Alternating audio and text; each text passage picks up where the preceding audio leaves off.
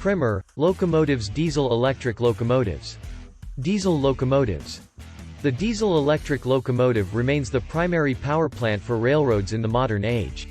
The first diesel-electric ever tested was a General Electric unit which operated on the Southern Pacific in 1904 and 1905 according to the subset article, The First Diesel, by John Gruber from GE and EMD Locomotives, The Illustrated History. The experiment apparently proved unsuccessful after the initial trials, but the diesel engine, conceived by Germany's Dr. Rudolf Diesel, would be refined for railroad applications in the succeeding decades. Although the technology was designed by a German, the patent rights were controlled by an American, Augustus Busch, through his company, the Diesel Motor Company of America.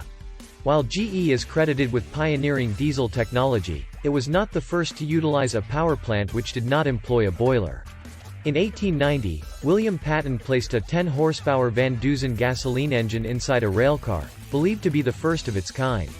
A diesel-electric's mechanics are rather straightforward, although it is commonly mistaken the engine, alone, does the work. While it is the prime mover, the energy it creates drives an electric generator, which in turn powers the traction motors found within the locomotive's trucks.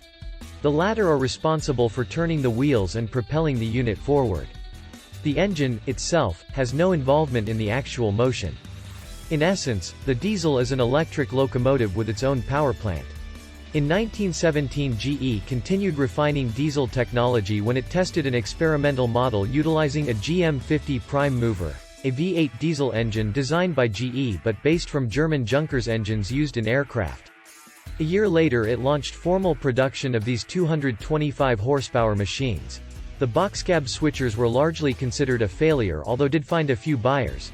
One went to the J Street connecting railroad, number 4, another to the city of Baltimore, and a final example to the U.S. Army. As a standalone manufacturer, GE exited the business shortly thereafter, but in 1923 revisited the market by partnering with Ingersoll Rand, IR, an American locomotive, to build a 300-horsepower, boxcab switcher. GE supplied electric components while IR the prime mover and ALCO the carbody. As the late historian Jim Boyd notes in his book, The American Freight Train, the 60-ton locomotive was finished in June, 1924, following tests at IR's plant in Phillipsburg, Pennsylvania on December 17, 1923, and proved a success.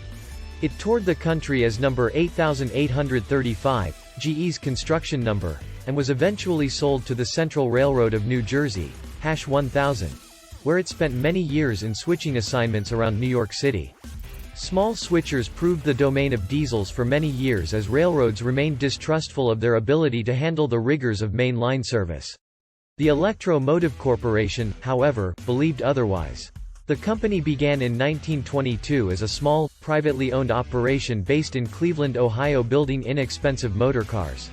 In 1930 it was acquired by General Motors, then the world's largest industrial company, which saw potential in diesel-electric locomotives. The first produced under the GM name were 5 1,800-horsepower boxcabs carrying Winton Engine Company Model 201A, V12 diesel engines. There were two demonstrators, number 511 and number 512, along with a lone example built for the Baltimore and Ohio. Given number 50, it was used on the Royal Blue between Baltimore, Washington, New York, and a pair for the Atchison, Topeka and Santa Fe, nicknamed Amos and Andy, or the Twins. They pulled the new Super Chief, which debuted in May 1936. Next, Electro-Motive upgraded the boxcab's prime mover with a rugged General Motors Model 567 model while shrouding it within a sleek carbody. This FT demonstrator ABBA set, given number 103, was tested around the country beginning in November 1939. As Brian Solomon notes in his book, Electro-Motive E units and F units, it proved itself time again, such as on Southern Pacific's Tehachapi grade where it outperformed SP and Santa Fe steam locomotives. A passenger variant, the EA, released in 1937, began a long line of passenger diesels, the so-called E series. EMD's catalog, and others manufactured by American Locomotive, Baldwin, and Fairbanks Morse helped vanquish steam. Later, General Electric re-established itself with its Universal Series in the 1960s.